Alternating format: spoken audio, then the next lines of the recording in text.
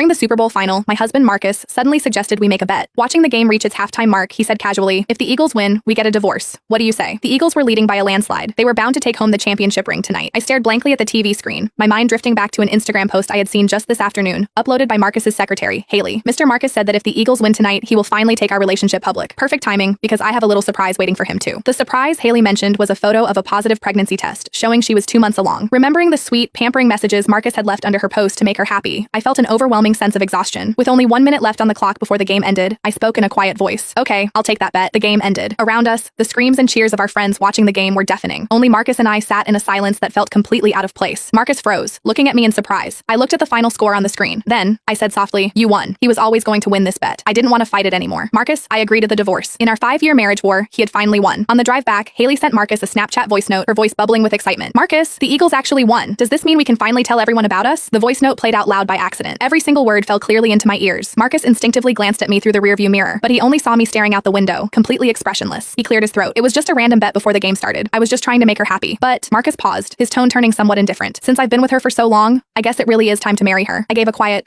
"Have your lawyer draft the papers." Seemingly not expecting me to agree so easily, Marcus was slightly taken aback. Then he said, "There's no need to rush it like this." I met his gaze calmly. "We wouldn't want to delay your big announcement. It's better to sign the papers as soon as possible." After all, she's been waiting quite eagerly. I wasn't lying. Haley had been with him for 3 years, but she had never gotten the chance to show him off publicly. As long as Marcus and I were married, he couldn't bear to let Haley be labeled a homewrecker. Marcus stared at my face, trying to read my expression, but I was too exhausted. I just closed my eyes. I didn't want to say another word. As we neared the house, Marcus suddenly said, "The power went out at Haley's place. She's terrified of the dark. I need to go over and keep her company." "Okay, just drop me off at the next intersection," I said, not even looking at him. I was already too used to this. Marcus hesitated. Only after I stepped out of the car did he say, "I might not come back tonight." I nodded, my face completely calm. "Okay." After Marcus's car drove away, I stood on the sidewalk for a while. My phone buzzed. It was a Snapchat message from my best friend Amber. "Did you and Marcus leave early? I can't find you guys at the party." Marcus had hesitated for a long time about coming to this game tonight. Maybe out of guilt, or maybe remorse, he had still ended up coming with me. I replied to Amber, "Yeah, we're getting a divorce." Amber replied instantly. "Because of Haley? Why won't that girl just disappear? She's just a secretary." Has Marcus lost his mind? Maybe he had. I didn't know when things had started to change between Marcus and me. When did it begin? Probably when his work got too busy, and we talked less and less. He stopped sharing the funny little details of his day with me. His replies to my messages took longer and longer. Strangely, the thought of divorce didn't make me sad. Instead, I felt a weight lifting off my shoulders. We had known each other for 8 years and been married for 5. This marriage, which had kept me awake for countless painful nights, was finally coming to an end. Just then, a voice note from Marcus came through. "Go to bed early." Marcus always had this habit of slapping me first and then giving me a sweet treat. I was used to this way of living too. Back home, I collapsed onto the couch, feeling drained. I stared numbly at the empty house. I don't know how much time passed before my phone lit up again. It was a notification for an Instagram update from Haley. I clicked on it. It was her relationship hard launch post. "Congrats to the Eagles for winning the championship. Mr. Marcus won his bet. Family of 3, finally together." The photo showed 2 hands overlapping on top of a pregnancy report. My hand automatically drifted to my own stomach. My own medical report from yesterday's checkup was still sitting in my purse. 4 weeks pregnant. It was my second pregnancy.